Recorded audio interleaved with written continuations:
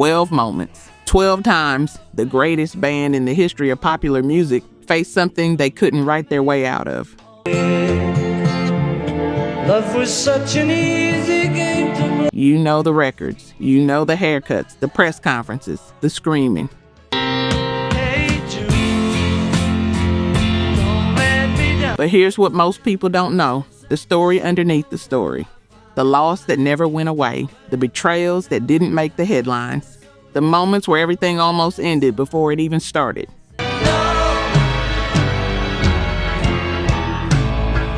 We're going through all of it, every last one. And by the time we're done, I think you'll understand the Beatles differently than you did before you clicked this.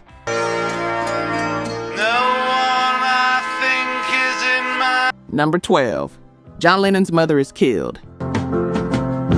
Imagine all the people. Let's start where the tragedy starts, and it starts long before anyone knew who the Beatles were. Imagine all the people.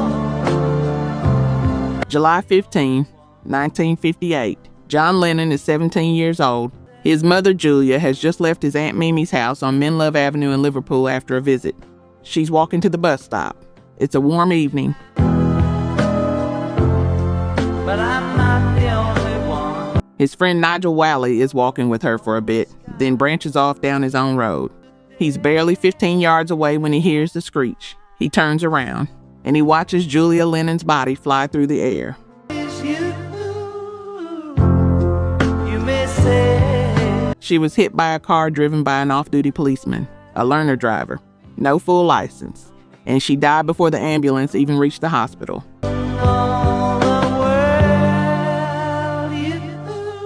John was 17 years old. Here's the part that gets me.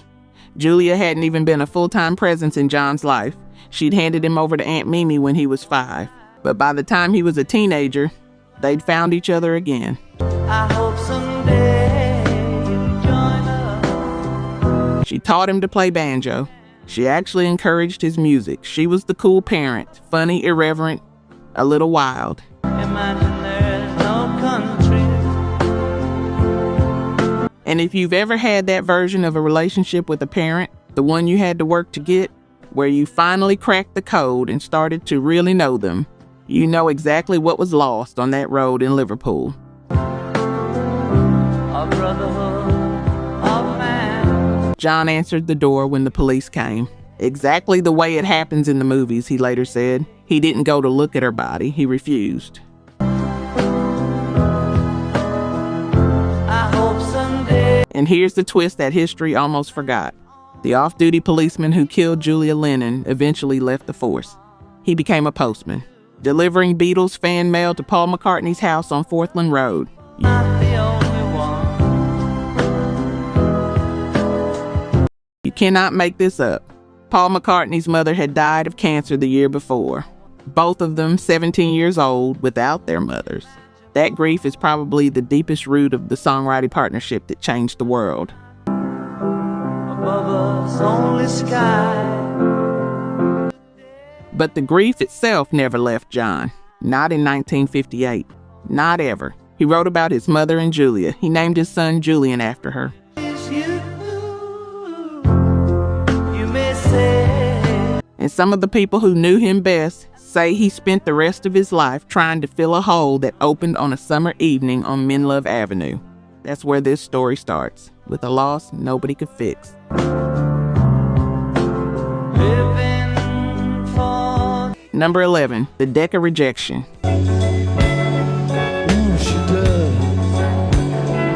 New Year's Day, 1962. 4 young men from Liverpool drive through the night in a van, 10 hours, through a snowstorm, to audition for Decca Records in London.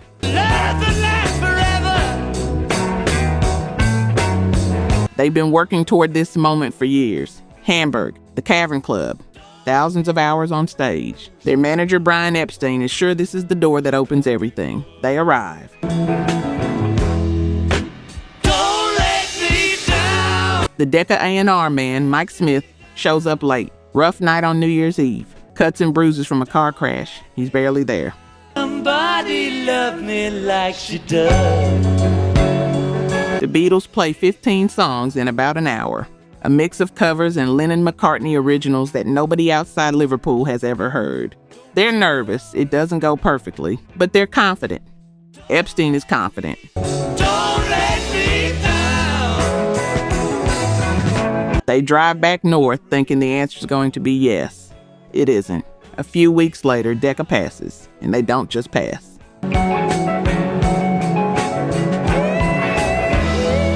They send back a verdict that became one of the most catastrophic misreads in the history of the music industry. Quote, "Guitar groups are on the way out, Mr. Epstein. The Beatles have no future in show business.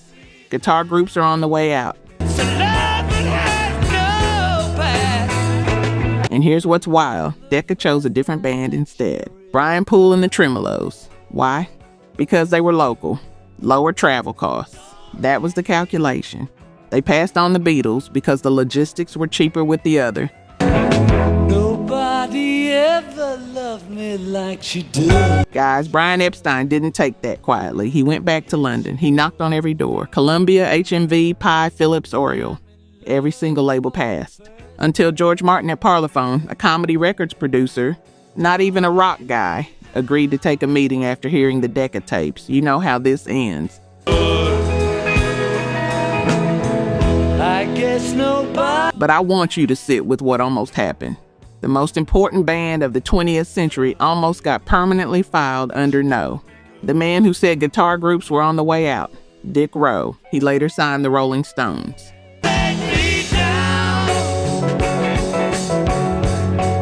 George Harrison actually recommended them to him. George Harrison, the same kid Decca turned away. There's a specific kind of irony that's sharp, and it only happens in real life.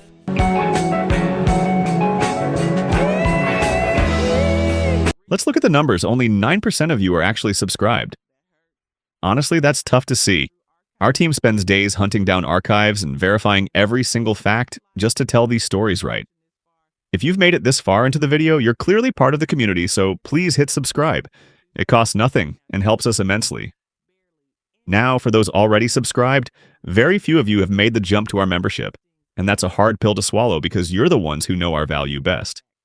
If this channel has moved you or inspired you, consider joining. It's the price of one coffee, but it's the literal fuel for this channel. Let's keep this alive together. Back to the story. Number 10. Stuart Sutcliffe dies at 21. Standing all you see. Most people who weren't there for the early days don't know the name. But without Stuart Sutcliffe, the Beatles as you know them don't exist. Stu was John Lennon's best friend from art college in Liverpool. He wasn't even a musician, not really. Strawberry fields forever. When John talked him into buying a bass guitar with money from a painting he'd sold, that's literally how it started. John needed a bass player, Stu needed some adventure, and a friendship became a band. Fields forever.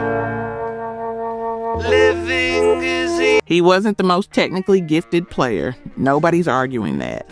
But he was the soul of the early group in a way that had nothing to do with bass. Lines, it was Stu Nothing to get hung about. and John who came up with the name, inspired by Buddy Holly's band The Crickets, a play on that, the Beatles. And it was Stu's girlfriend, Astrid Kirchherr, a German photographer in Hamburg, who looked at these 4 kids from Liverpool and gave them the look. Let me take you down, 'cause I'm going. The mop-top haircut, the collarless jackets, the visual identity that the world would come to recognize, that came from Astrid because of Stu. To get hung about. Strawberry fields. By 1961, Stu had decided to leave the band and stay in Hamburg with Astrid. He was going to study painting at the Hamburg College of Art. He was going to be an artist. He was 20 years old and everything was ahead of him. Down, 'cause I'm going to straw. And then the headaches started. Severe headaches, blackouts, temporary blindness. Doctors couldn't find anything. He described the pain as a bomb going off inside his head. Nothing to get hung about.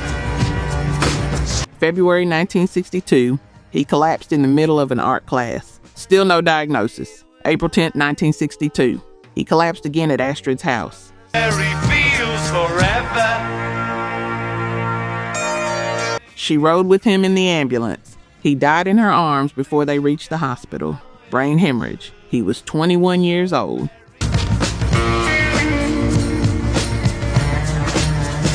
The Beatles arrived in Hamburg a few days later for their third stint in the city. Astrid met them with the news. John Lennon, who had known this kid since they were teenagers, broke into hysterical laughter.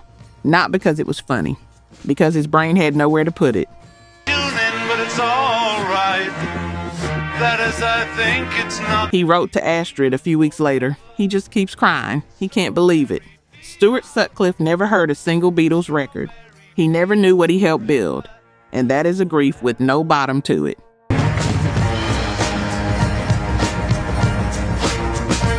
Number 9. Pete Best is fired.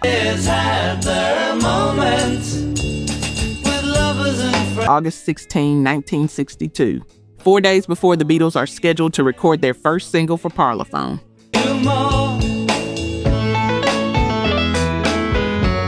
Brian Epstein calls Pete Best into his office and delivers a message that isn't even from him. It's from John, Paul, and George. They don't think you're a good enough drummer, Pete.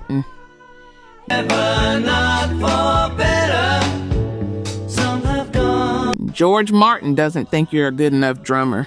Pete Best had been with the band since August 1960. 2 years of Hamburg, 2 years of the Cavern Club, 2 years of grinding it out on stages until 4 in the morning.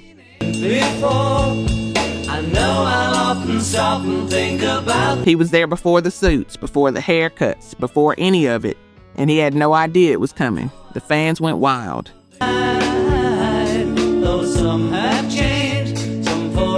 Pete Forever, Ringo Never was the chant outside the Cavern Club when word got out. Pete Best was genuinely popular in Liverpool, arguably more beloved by the fan base than any of the other 4 at that point.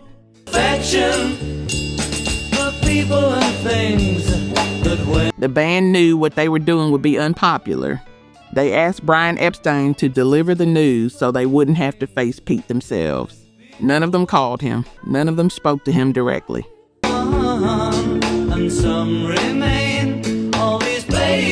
Now, here's what history has largely been honest about.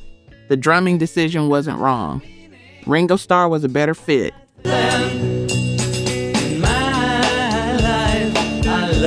George Martin had made it clear he'd bring in a session drummer for the recordings. Anyway, the sound clicked in a way it hadn't before. Everyone who was there said so. But here's what gets me about this story, and what I don't think gets enough room. Pete Best didn't do anything wrong. He wasn't fired for a betrayal. He wasn't fired for failure. But of all these friends, he was fired because he wasn't quite right for a sound that the other 3 were hearing in their heads. And there's no consolation for that. Oh, I know I'll never lose affection.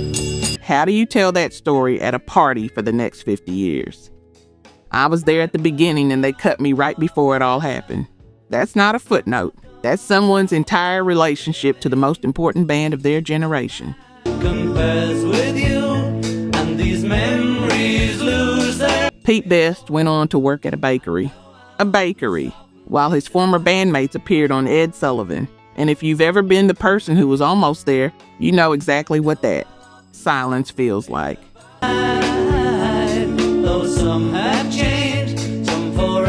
Number 8, Lennon's Bigger Than Jesus nearly ends the band.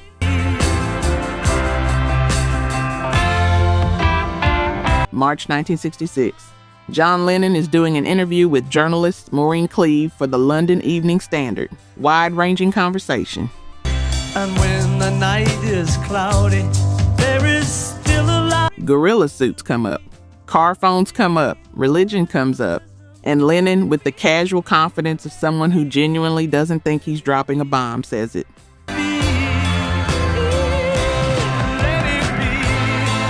We're more popular than Jesus now. I don't know which will go first, rock and roll or Christianity. In England, practically nobody cares.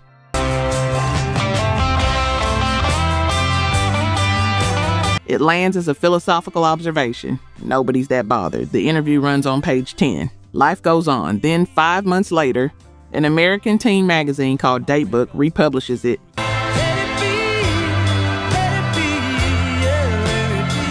And a couple of DJs in Birmingham, Alabama pick it up. And then it's everywhere.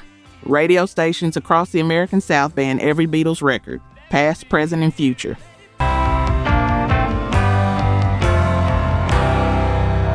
Public bonfires of Beatles albums.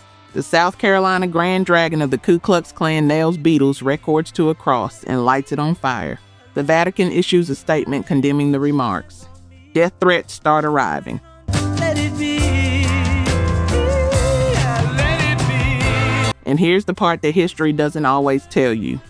That same summer, the Beatles nearly got killed in Manila because they accidentally snubbed Imelda Marcos at a palace event.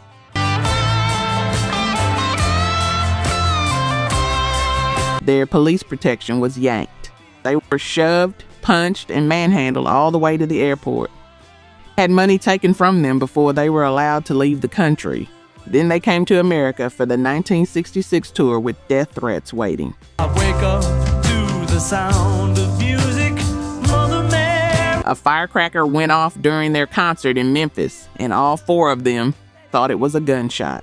Paul McCartney later described hiding in an armored van backstage, sliding around the steel walls, unable to hold on to anything. And when the night is cloudy, there is still a light. And in that moment, he said, everyone looked at each other and they all knew this was done. The last concert.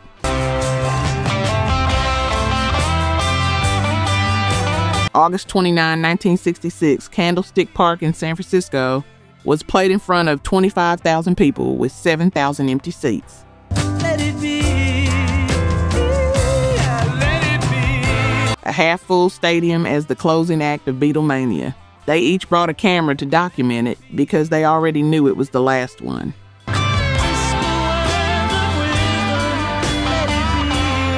Number 7, Brian Epstein dies at 32. She had to go, I don't know. August 27, 1967, the Beatles are in Bangor, Wales of all places, attending a transcendental meditation retreat with the Maharishi Mahesh Yogi. I said something. They just publicly announced they were giving up drugs. There's a sense of turning over a new leaf. Something cleaner, something calmer. Then the phone call comes. A shadow hanging over me. Oh, yesterday. Brian Epstein, their manager, their champion. The man who bet everything on 4 kids from Liverpool when every record label in England said no, had been found dead at his home in London. Now I long for yesterday. Accidental overdose of sleeping medication. He was 32 years old. Reporters were already gathering outside the meditation center when the 4 Beatles found out. And yesterday. Paul McCartney left immediately for London. John, George and Ringo faced the cameras visibly shaken. A place to hide away. Oh, I believe. George Harrison said softly, "That death is just a change of clothes." But the calm was a mask. John Lennon said it plainly years later. "I knew that we were in trouble then. I didn't really have any misconceptions about our ability to do anything other than play music. I was scared. I thought, we've had it." And he was right. Not half the man I used to be. Here's the thing about Epstein that gets overlooked. Yes, he managed the business. Yes, he secured the deals. But the more important thing is what he did internally. He was the one person all 4 of them trusted. I said something. He was outside the band. He wasn't a musician. He wasn't competing with any of them. When the 4 of them disagreed, which happened constantly, Brian was the neutral ground, the person who held the center. She wouldn't say. Without him, there was no neutral ground. The money dispute started almost immediately. The creative resentments that had always existed now had nowhere to go. And yesterday. The band made Magical Mystery Tour, which was a mess. They launched Apple Corps, which hemorrhaged money. They said something wrong, now I long. John said by early 1969 that Apple was losing so much cash they'd be broke in 6 months. None of that gets bad that fast if Brian Epstein is still alive. Some days that's a rock history hypothetical. Some days it feels like the clearest cause and effect you've ever seen. August 27, 1967. The beginning of the end. For yesterday. Number 6. George Harrison's songwriting goes unrecognized for years. This one doesn't have a single dramatic date. It's a slow tragedy. The kind that builds quietly, and then one day you look around and realize the damage has been done.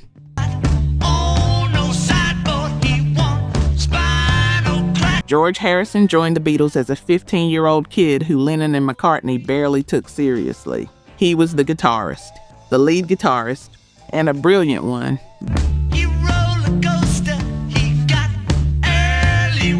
But in a songwriting partnership as dominant as Lennon and McCartney, there wasn't much air left in the room. Through the early years, George got maybe 2 songs per album. That was the ceiling.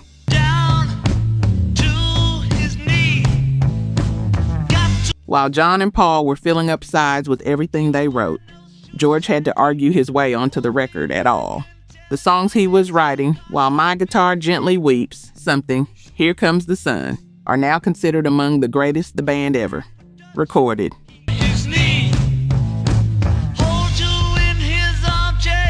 John Lennon himself called Something the best track on Abbey Road, but George had to fight for those spots.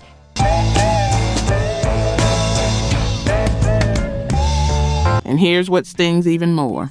There's evidence that George contributed lines, actual lyrics, to some of the biggest Lennon-McCartney songs.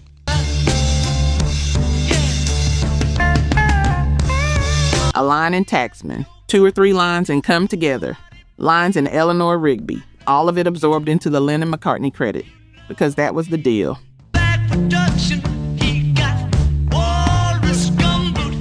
The empire was split between John and Paul, and George was on the outside of it. He said in 1969, I wasn't Lennon, I wasn't McCartney, I was me.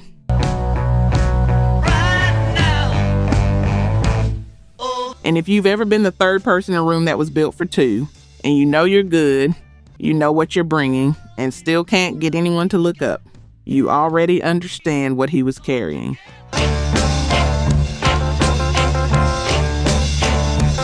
The day he finally walked out of those January 1969 sessions at Twickenham, cameras rolling on his face, was the moment the rock became undeniable.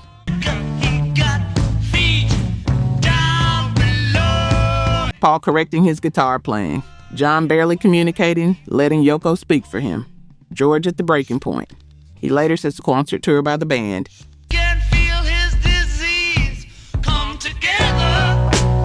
Seeing how Robbie Robertson and Levon Helm and the others passed ideas around equally, generously, made him realize what was missing, what had always been missing. He quit the band that day in January. He came back, but he never came back all the way.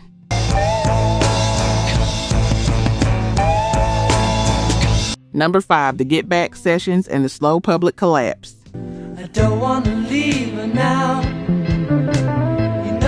January 1969, Twickenham Film Studios. The cameras are rolling. That's the first problem.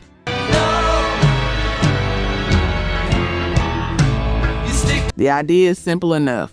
Film the Beatles rehearsing new material, show the world what goes into making music, maybe do a live concert at the end, a return to basics. Get back to where they once belonged. I have to do is think of her.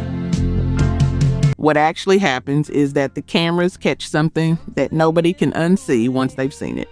Ringo had already quit during the White Album sessions the previous August. George had quietly left and come back. Now, you're asking me when my love grows. On day 7 of the Get Back sessions, George Harrison walks out again. Paul had been correcting his guitar playing, not for the first time, and something in George just snapped. Something in the way she knows. He put down the instrument, walked out of the building, and sent a message a few days later about what it would take to come back. Leaving how? No more live concert idea. Move to a proper recording studio. Less Paul. Less cameras. He came back under those conditions.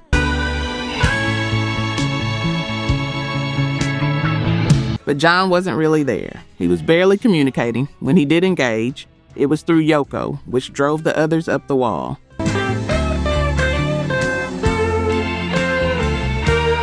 And Paul, for all his creative brilliance, was running those sessions like he was the only adult in the room. He wasn't wrong about the music often, but he wasn't right about the people. And all of it was captured on film. The arguments, the silences.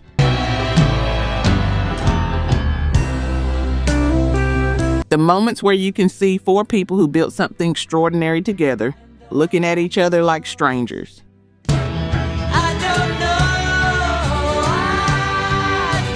The only thing that came out of those fractured sessions, the only moment where it briefly felt like themselves, was an unannounced 30-minute rooftop concert on January 30th, 1969. No announcement, no stadium. She moves. Apple's rooftop on Savile Row. London lunch traffic stopped below. People looked up from the street. The police eventually came. They played until they couldn't.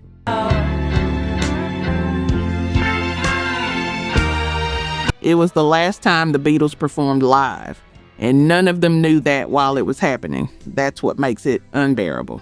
That was the goodbye, and nobody got to say it.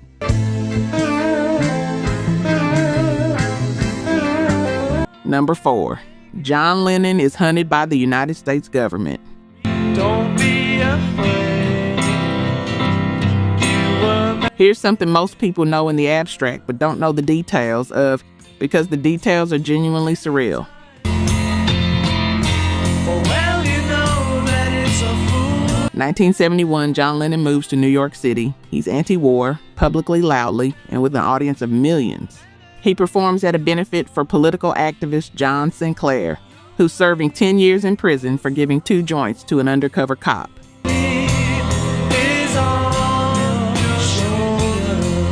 FBI agents are in the crowd with notebooks. A file on Lennon is open. A few months later, Senator Strom Thurmond sends a memo to the Nixon White House. The memo, which didn't surface publicly for years, suggests in so many words that if John Lennon's visa were terminated, it would be a useful strategic countermeasure.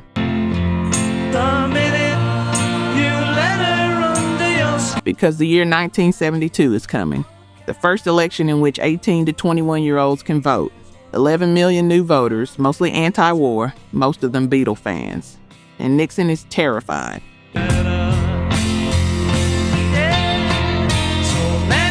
In March 1972, Lennon is ordered to leave the United States within 60 days.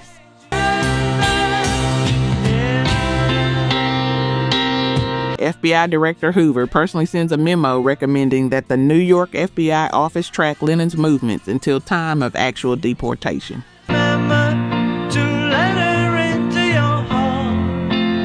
The FBI even circulates a wanted poster with his face on it, listing him as a drug-charged suspect. The photo turns out to be the wrong person. It didn't matter. They kept going.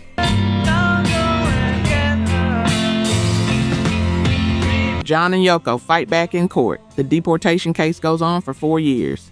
4 years of living under surveillance, not knowing if you're going to be forced out of the country you've made your home.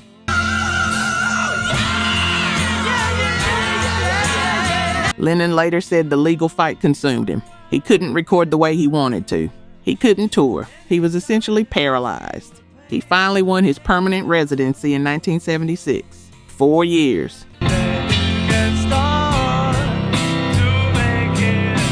Because the President of the United States decided the most dangerous person in America was a songwriter with bad eyesight and a British accent. And if you're nodding right now, if you already knew this story, you know how close it came to getting much worse.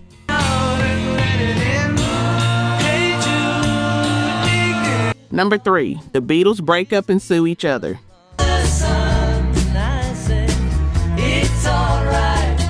September 1969, John Lennon walks into a band meeting and tells the other 3 he wants out.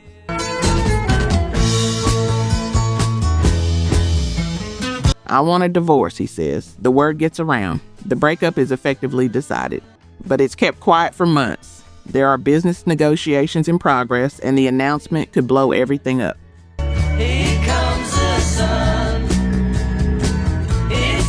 Paul McCartney, who, whatever his faults in those final sessions, genuinely wanted the band to continue, is left knowing the verdict while being asked to keep pretending.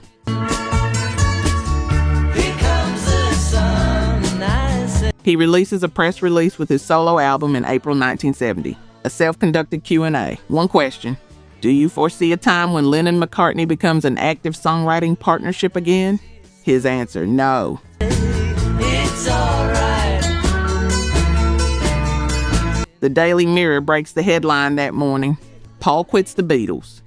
John was furious. He'd wanted to make the announcement himself 6 months earlier, and Paul had stolen the moment even in leaving. The irony of that could fill a book.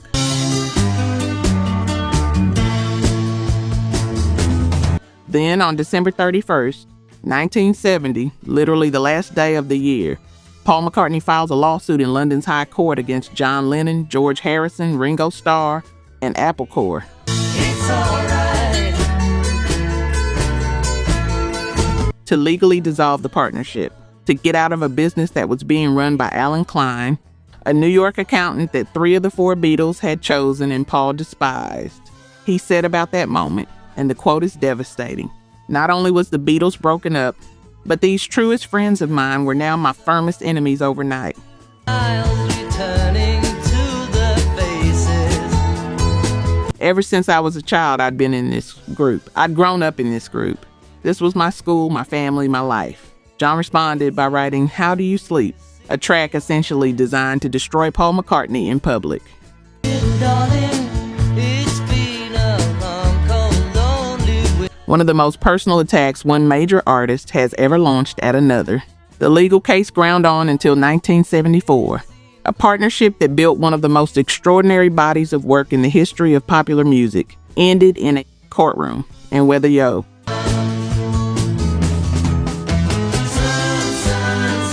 Number 2. George Harrison fights cancer and dies at 58.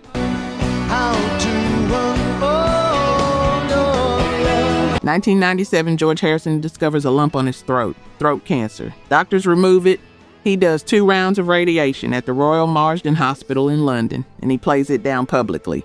"I'm not gonna die on you folks just yet," he said.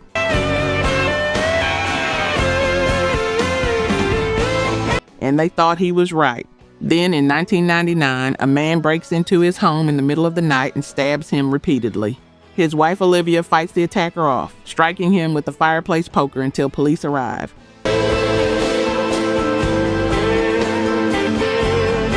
George survives. He has a collapsed lung.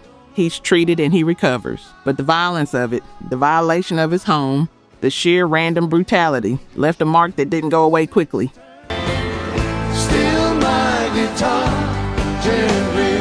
In March 2001, doctors at the Mayo Clinic find a new cancer, this time in his lungs, surgery. Then in summer of 2001, the cancer spreads to his brain.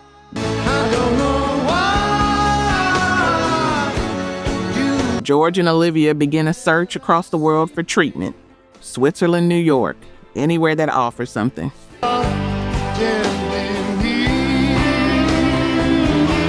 He's receiving cobalt treatments in Switzerland, while the official story says he's recovering in a villa in Italy. He's protecting people from the truth.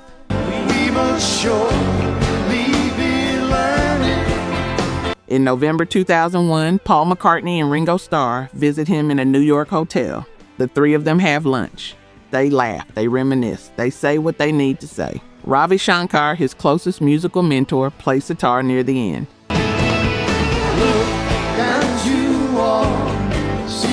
George Harrison died on November 29, 2001, at a friend's home in Los Angeles. His wife Olivia and his son Donnie were there. The Hare Krishna mantra was being chanted as he left. He was 58 years old.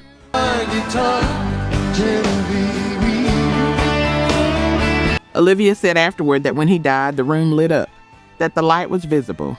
She said you wouldn't have needed to film it, and I don't know what to do with that, except to feel it the way she described it and let it be true.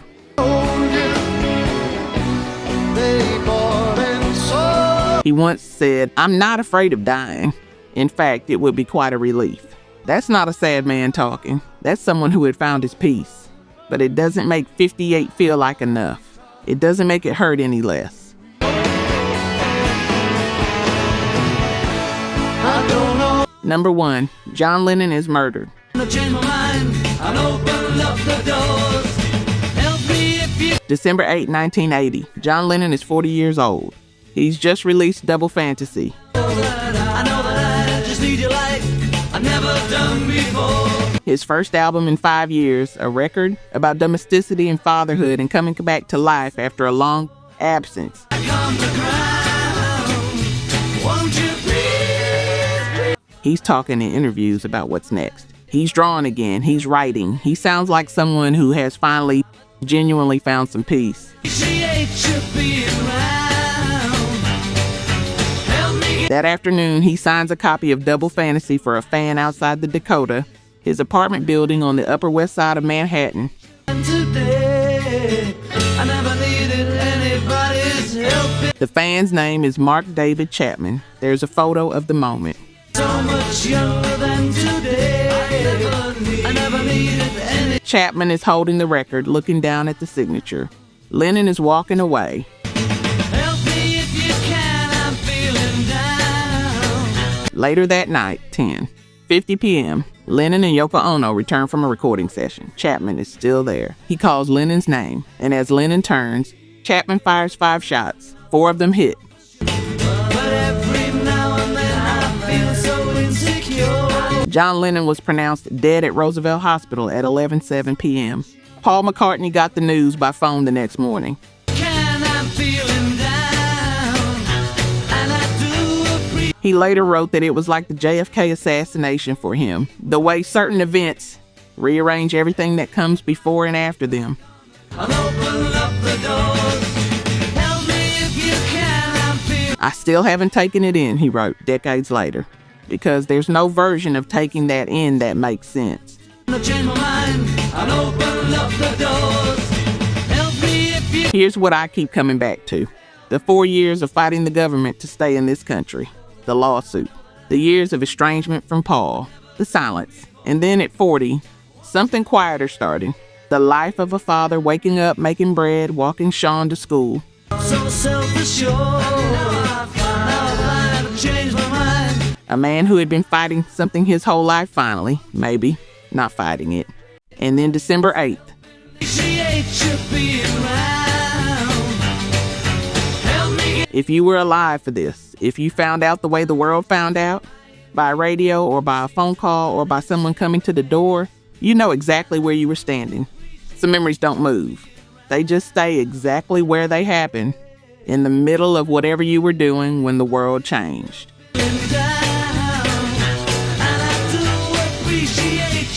And if you're too young to have lived it in real time, I hope this helped you feel the weight of it, because John Lennon was 40 years old, and there was so much more music left in him. That's not speculation, that's grief.